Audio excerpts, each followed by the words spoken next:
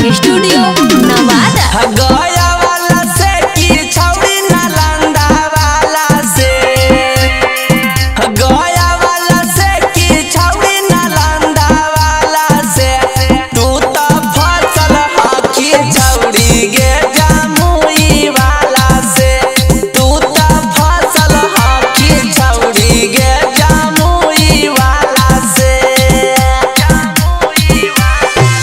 गया वाला से नहीं नालंदा वाला से, कि हम तो फसल ही छौरा रे नवादा वाला से, कि हम तो फसल ही छौरा रे नवादा वाला से।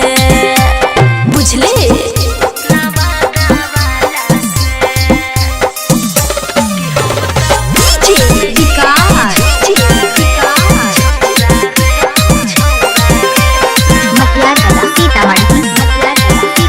Shivangi recording studio Nawada. पटना जहानाबाद पीछा कौला गल गे, तोरे पीछे अरवल जिला हलौ पूरा पागल गे।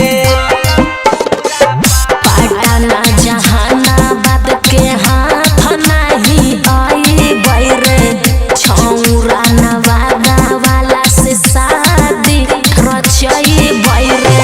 यारा वाला से की छौड़ी छपरा वाला से, तू तो फसल हकी छौड़ी गे बक्सर वाला से, तू तो फसल हकी छौड़ी गे बक्सर वाला से।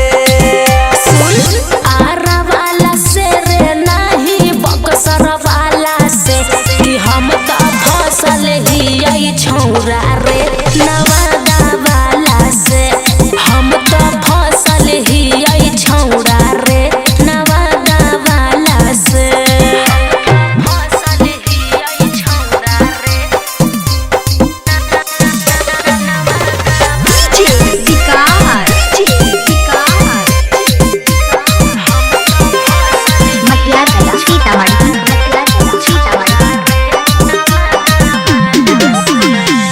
के करा से छौड़ी तोर मामला हलौ से टगे, परदीप परदेसी सुदामा करल चाहौ भेट गे। परदीप परदेसी सुदामा से करबौ नाही भेट रे, अनुपम बेदर्दी से हो कई मामला से डरे।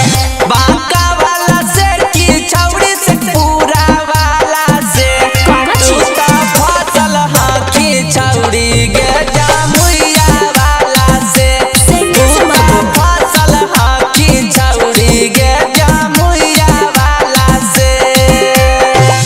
बांका वाला से नहीं से कपूरा वाला से, कि हम तो फसल ही छौरा रे नवादा वाला से, कि हम तो फसल ही छौरा रे नवादा वाला से।